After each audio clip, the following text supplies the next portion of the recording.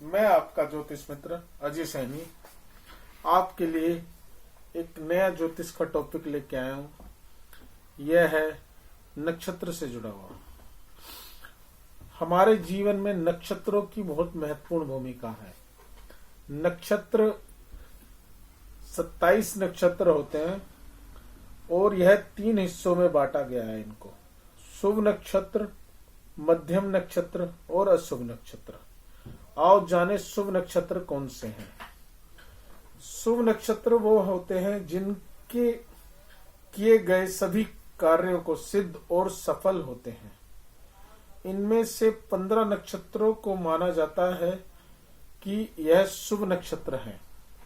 रोहिणी नक्षत्र, अश्विनी, मृगशिरा, पुष्य, हस्त, चित्रा, रेवती, श्रवण, स्वाति, अनुराधा और उत्तरा भाद्रपद, उत्तराषाढ़ा, उत्तरा फाल्गुनी और घनिष्ठा और पुनर्वसु। यह नक्षत्रों में हम कोई भी शुभ कार्य करते हैं, अपनी दुकान का मुहूर्त, विवाह संबंधित कोई भी कार्य करते हैं तो वो हमारे शुभ कार्य होता है, हमारे लिए लाभदायक होता है। इसीलिए हमें ज्यादातर शुभ नक्षत्रों में ही कार्य करना चाहिए। और मध्यम नक्षत्र में आते हैं जहां ना कोई ज्यादा फायदा होता ना ज्यादा नुकसान होता। मध्यम नक्षत्र की तरह अगर वह नक्षत्र आते हैं जिसमें आम तौर पर कोई विशेष या बड़ा काम करना उचित नहीं, लेकिन सामान्य कामकाज के लिहाजा से कोई नुकसान नहीं होता।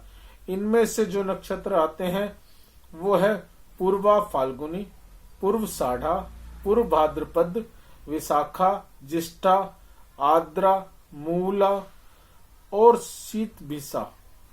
इन नक्षत्रों में ये मध्य नक्षत्र कहलाते हैं। इसमें अगर हम कोई कार्य करते हैं तो ना ज्यादा फायदा होता ना ज्यादा नुकसान होता। ये सामान्य नक्षत्रों में आते हैं, इसलिए मध्यम कैटेगरी की नक्षत्र हैं।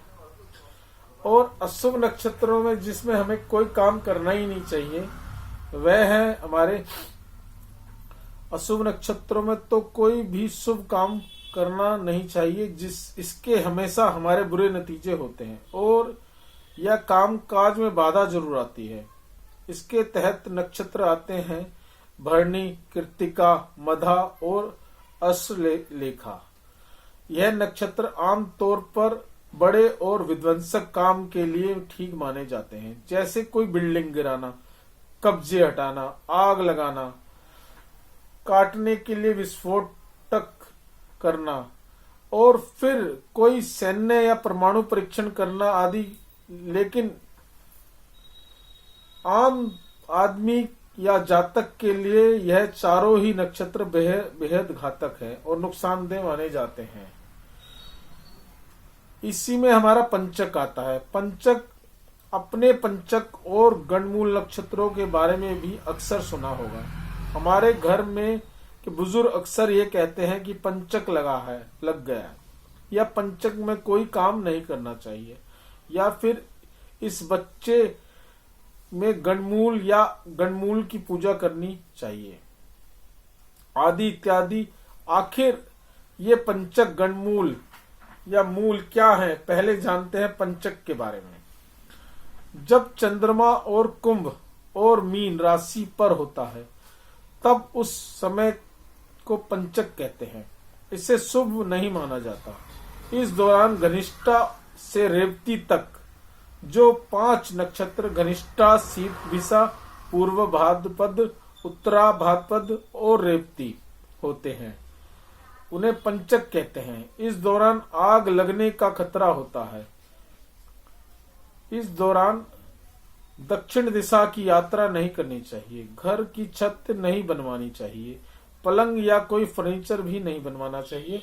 पंचक में अंतिम संस्कार भी वर्जित है। गणमूल, उसी तरह गणमूल और मूल नक्षत्र को भी बेहद अशुभ माना जाता है। दरअसल नक्षत्रों के अलग अलग स्वभाव होते हैं और मूल नक्षत्र के तहत आने वाले अश्विनी, अश्लेषा, मधा, मूल और रेवती नक्षत्रों को उग्र श्रेणी में माना जाता है। इन्हें ही मूल और गंडक या सतेसा भी कहा जाता है।